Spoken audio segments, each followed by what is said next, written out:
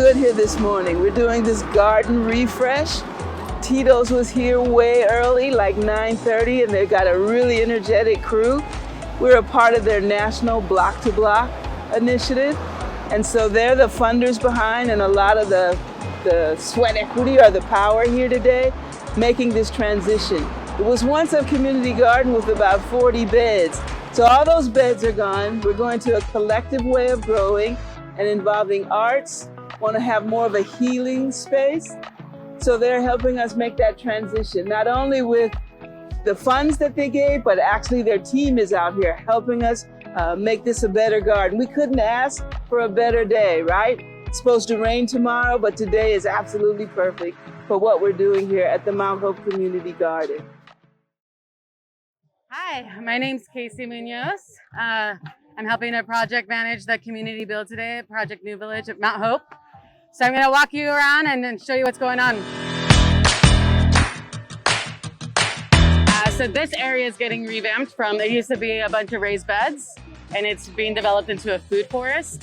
So it's going to be a mix of trees, shrubs, vines, lower growing plants, annuals, and perennials that are edible. So this is preliminary.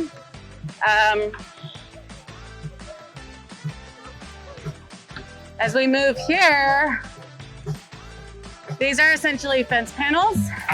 So we have this chain link fence that's surrounding the garden, and it's along a main street, Market Street. And one of the ways that we really want to engage passerbys in the community is by adding an element of art along the fence panels, kind of like a linear gallery. So these panels are getting painted right now, and the design is like a sun and different types of plants, and they'll get mounted onto the chain link and start to, create a conversation there with people passing by. So you can see beautiful colors are in play. We'll go this way.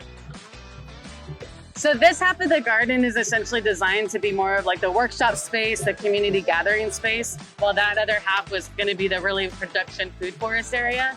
And so what we're doing along this side, in conjunction with hanging the panels on the fence, is we're adding a growing space here that's all around herbs and healing, plants and healing. So we're calling it an apothecary garden. So there's going to be different types of plants that all have benefits, healing benefits.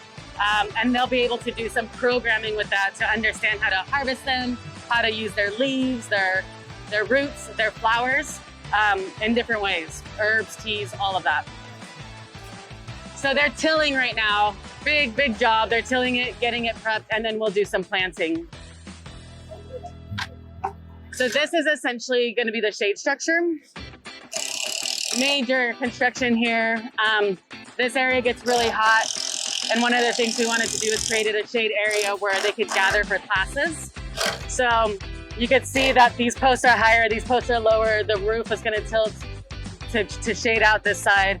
And they'll have a sink and work table inside. We call it a post-harvest station, where they could have cooking classes, demos, things like that. So they'll get a lot of the framework done today.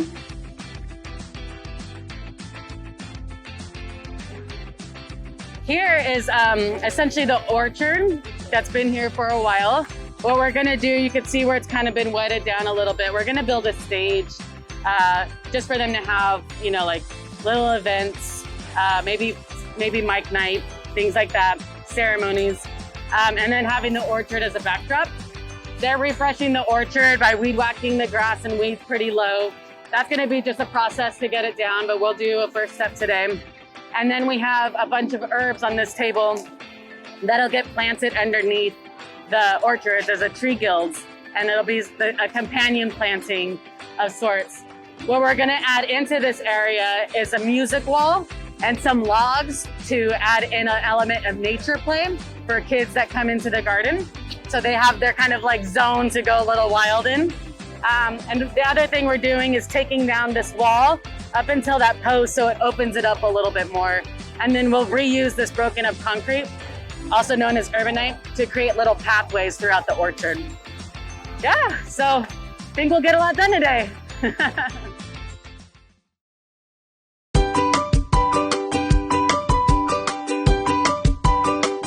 Hello, I'm Brian Herlihy, and I'm the Field Marketing Director for Tito's.